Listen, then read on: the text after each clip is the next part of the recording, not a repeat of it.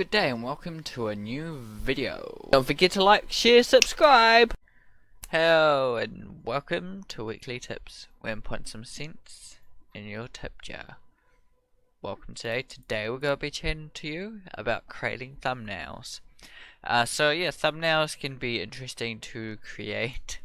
They're good for your videos to entice people in, and also you can use them on your portfolio for video reels or maybe turnarounds. You could use thumbnails possibly. There's all sorts of things they can be used for. Mainly it's known for YouTube mainly, but there are other uses for them. Anyway, for me, this is one of my latest thumbnails. It's a kind of prime example of what my thumbnails are. They are usually the title with blue boxes around them, and then the important information, the artist, or the last half of the title or something like that is in bold, and that's the way I work it. And then an image on the side. Usually there's two different types too. There's my weekly tips, which is usually just the blue part, and then there is also the weekly streams, and the streams usually have a guest, so dependent, but usually you have the bold down there for that. And also I use a background of Photoshop because I'm painting in Photoshop. That's my main tool, so that's kind of the background of it. And yeah, it works quite nicely. I've used it for so long now. I think it works well.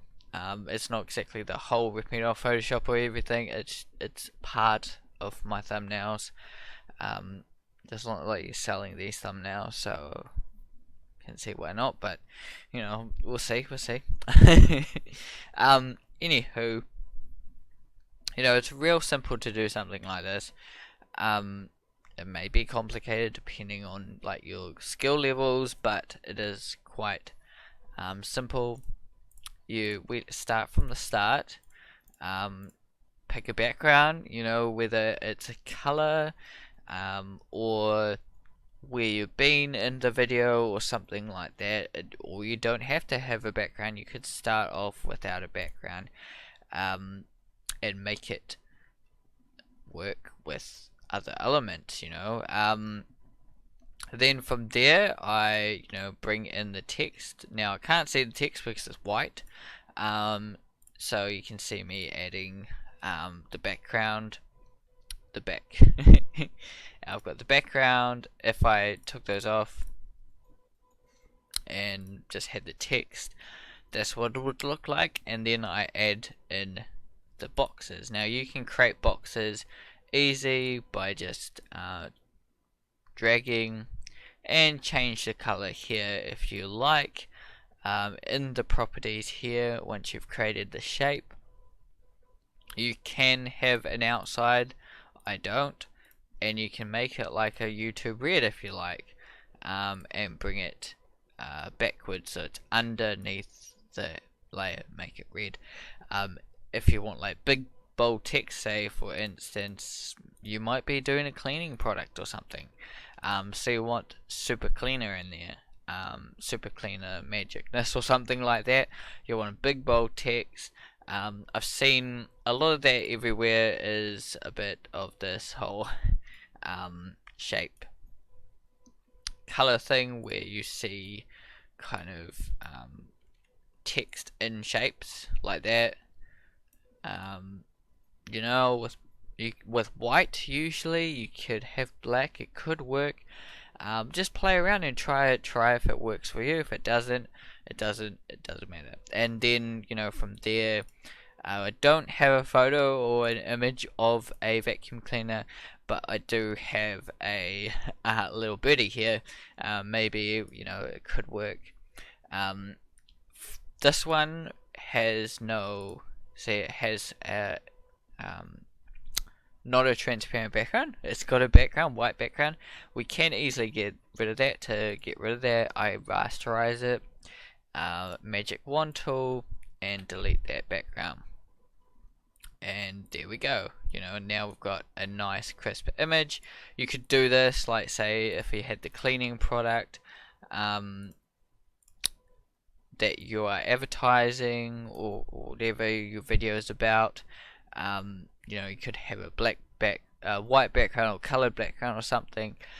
Just had this, and then the image. You know, you or something. You know, it could work any way or form.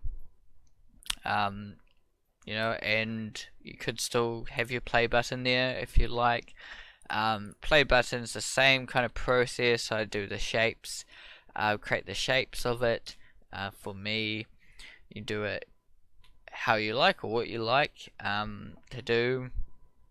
You don't have to have the play button in there. You know, there are a lot of channels that have that play button and use it a bit, and there's a lot that don't, you know, and a lot that just use text and work really well, or just use imagery, or use both very well. And it's learning, you know, what works for your channel, what imagery works well, and things like that. But having a custom thumbnail does really help. So if you do manage to find the time to create thumbnails, you know, go ahead and do it. If you've got the time, one, and two, you know, you got the skills, you may look at getting someone else to do it, or something, or just give you some tips and look for other neat thumbnail videos. I'm sure there's a lot out there about how to make creative thumbnails that you could find. So, you know, and look at other channels, and that's the thing, you know, you look at similar channels to you. Don't copy them per se, because they may not work, but do look at what they do, like what their thumbnails are. You know, mainly you'll find you know, they use kind of a few images or one image in a thumbnail, and not always, you know, the title. Like I said, for me it's mainly the title, because that's what I've got to go of. But you can use like super cleaner, you know, about the product. For say, you know, I could be you know, with this one it could be get good at drawing bird or something, or amazing bird drawing, or something I say in the video or something, you know, that I find it could be something interesting in that thumbnail that's not, it's kind of related to the title but isn't actually the title. Those things can help. So hopefully, you know, you did learn something about creating thumbnails, and you create your own cool little thumbnails. These are, if you'd like to know a little bit more about creating them, let me know down in the comments. I'll be happy to help, and maybe there could be some more tips I could give you. I do have quite a few little Photoshop ones for little tools that you could use in your thumbnails, so hopefully those help too. Thanks for joining me, and keep joining everyone. See you in the next video. Goodbye.